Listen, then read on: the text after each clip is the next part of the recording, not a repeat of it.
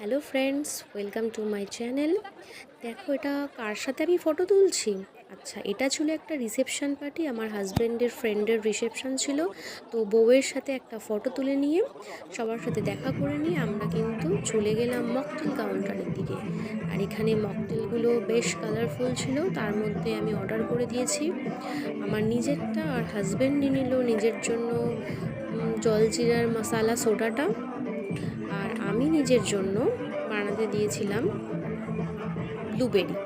তো দেখো এখানে আমার জন্য ব্লুবেরিটা রেডি হচ্ছে। টেস্টটাও কিন্তু বেশ ভালো ছিল। তারপর আমরা চলে গেলাম ডিনারে, মেনুটা তোমাদের দেখিয়ে দিলাম। আর দেখো এখানে চলে এসছে মশালা কুলচা, তার সাথে চানা মশলা। মশলা কুলচাটা কিন্তু আমার চানা মশলার থেকে এই আচারি আলুর দম দিয়ে বেশ ভালো লেগেছিল। আচারি আলু